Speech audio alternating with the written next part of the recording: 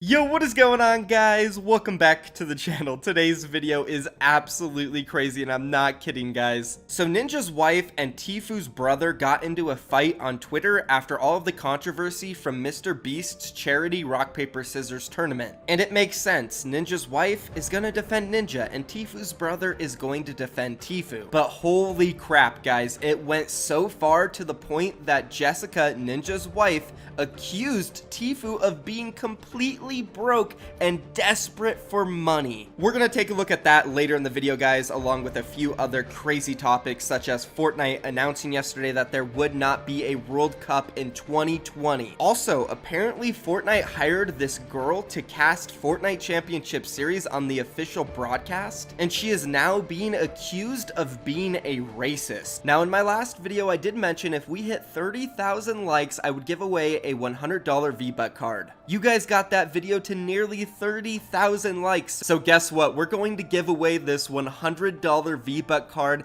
to one of you guys down below in the comments. But in order to be eligible to win this $100 V-Buck card, you have to do a few things. First, like this video right now. Second, subscribe to my channel and turn notifications on. And third, go down below and leave a comment with either your Instagram, your Discord tag, or your Twitter. That way I can contact you and give you your prize. Now keep this in mind. You may not win in this video. You may not win in the next one, but guess what? If you keep entering every single video, your chances increase. You never know if you're gonna win, and often when I select the winners, they always tell me, wow, I didn't think I was going to win, so go ahead and enter, guys. Now, if you want a chance to win more V-Bucks outside of my videos, guess what? You're in luck. Myself and the Kongarna Kingdom are going to be giving away a crazy amount of V-Bucks, and also on top of that, guys, we're going to be hosting huge tournaments for you coming up real soon. We got a budget of over $14,000, which is all going straight to the Kongarna and TFG tournament prize polls, which you guys are all invited to. More info will come out on that soon. Apologies about the long intro today, guys. I love you all so much, and I just want to give back. But let's go ahead and start the video off, and we'll begin with the Fortnite World Cup, and then we'll move on to the other topics. So there's been a lot of speculation recently with what's going to happen with the World Cup this year. Unfortunately, the coronavirus has really shut things down in the USA. So Fortnite Competitive, they came out with a huge post on Twitter going over a few different things. They said, last month, we said we would provide our evolving 2020 competitive roadmap. Today, we wanted to provide updates on where we're at with plans in 2020. Physical events. For the rest of 2020, all Fortnite competitions will be held online. Due to the limitations of cross-region online competition, there will not be a Fortnite World Cup in 2020. We don't know when a return to large global in-person events will be practical, but we are hopeful to be able to put on some form of Fortnite World Cup in 2021. In the meantime, we have more info about online events with Fortnite Championship Series, Cash Cups, and third-party events and broadcasts. Hashtag Fortnite Championship Series will be returning each season for the rest of 2020. Players around the globe will have the opportunity to prove they are the best. We will iterate on formats to improve player experiences. Cash Cups. We're ensuring players can hop into competitive matches with cash prizes on a routine basis. We've been iterating on how players earn points as well as structure of the tournaments. Two-step Cash Cups will qualify a top group of players into a final lobby. Third-party events. We continue to work with third parties to provide more experiences for players. All events must be held online only until further notice. Please see the terms and style guide in the link to host an event. Broadcasts. We've heard the feedback. We are bringing back official broadcasts starting with the Fortnite Championship Series Invitational this weekend. Tune in for all the action and more competitive news. Week 1 broadcast starts at 1 p.m. Eastern Saturday. First things first, this is an incredible post by Competitive Fortnite. I can't remember the last time they've communicated with us like this, especially with such big news like the Fortnite World Cup 2020 not happening whatsoever, but fortunately they're going to continue to do FNCS as well as Cash Cups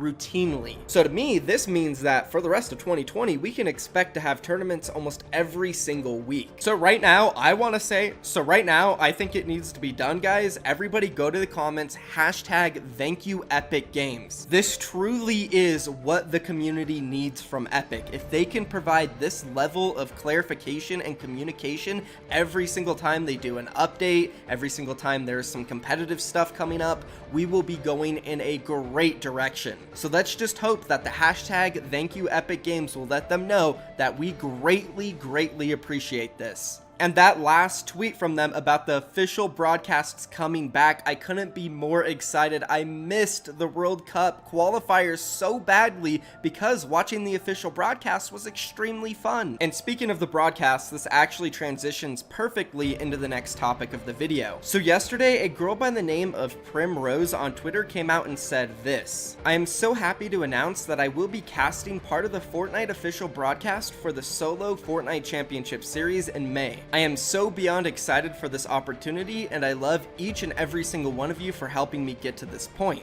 And then it's a reply to Fortnite competitive broadcast. So according to her, she was invited to be a part of the Fortnite Championship Series broadcast, which were going to happen this month. This didn't land very well with the community. There was actually a Reddit post yesterday saying this: "Epic, we don't want this person representing our competitive tournaments." And then it is a clip of her saying something on stream which people are calling racist. Roll the clip. A show. You support the Confederate flag as well. I support views of the Confederacy, but I do not in any way support the racism and the slavery that it shows. So that's what I do not support. I don't support that. So this is definitely a sensitive topic, and I know some of you guys may not know what the Confederacy is or what the Confederate flag stands for because you're not from America. If you're looking for more information on it, I would suggest that you just use Google and do some research. And then there's another clip which people are even more upset about. Let's roll it. Did you know, actually, that there was a point where blacks did actually own slaves, and we're the ones that were starting the slave trade because they went into certain parts of Africa, got those slaves, and sold them off. And so they were the ones who started the slave trade. You know that? Do you guys know that? So because of these clips, there's a lot of people out there calling her racist and telling Epic Games that she should not be allowed to be involved in the official broadcast, which is understandable. There is a lot of controversial things she's talking about on her stream. Personally, I don't agree with what she's saying at all. I think it's out of poor taste. I have no idea why anybody would go on stream and talk about those things. She did come out today with a twit long though, replying to all of the drama. She said, in regards to the video, "First of all, I am withdrawing myself from the casting team for the Fortnite Championship Series Invitational this month. I am sorry to those of you I hurt by comments stated 8 months ago where I said I support the views of the Confederacy. These comments were made directly following the very political-orientated Raj Patel show. The Raj Patel show is a large just chatting stream on Twitch where Raj takes different people and scripts the show to get the maximum desired shock factor. When recruited for this show, I was advised to say certain things to trigger others. I understand that the Confederacy has a negative connotation, and when I said I supported specific views, the views I was directly referring to were of a smaller national government, more power to the citizens, and lower taxes. I in no way support racism or slavery, and I apologize if it came off that way." So she has removed herself from the broadcast, and honestly, if she didn't, I'm pretty sure Epic Games was going to remove her anyways. These clips were blowing up all over Reddit, all over Twitter, and there's no way it wasn't going to come back to Epic Games. As I already said though, I absolutely do not support any of the things she was talking about. I think it was ridiculous for someone to come on stream and say those. Despite her defense, anybody and everybody should know you do not come on stream and say anything like that. Let's go ahead and move on now though to the final topic of the video, which is going to be Tfue's brother versus Ninja's wife. It all started with this tweet by Jessica. "Yeah, Tfue leaking was a mistake, but it wouldn't have happened if he listened like everyone else that was told not to stream this event and direct all of their viewers to the main YouTube stream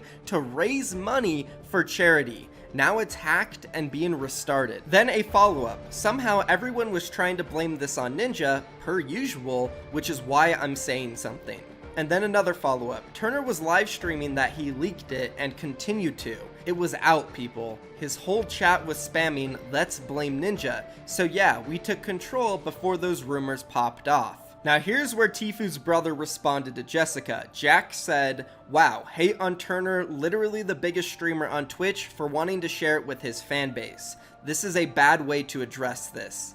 She then went and replied to him and tagged Tim the Tatman, Dr. Disrespect, and Summit, who I think are bigger than Tfue on Twitch. Jack then replied and said, "This just seems petty for a charity stream. Everyone makes mistakes." Jessica replied and said, "I'm the first one to know everyone makes mistakes. We all know Ninja has made a ton. But Tfue wanted Tyler to start saying stuff to his face. Here it is, our 2 cents. Then Jessica also dropped this reply. She said, "No, Jack, the reality is Turner is desperate for money, which is why he streamed it instead of using his huge social media to lead them there. Also, why is he begging for a public fight with Ninja? He wants money and he's only making it on Twitch and YouTube right now. Sorry, I'm not."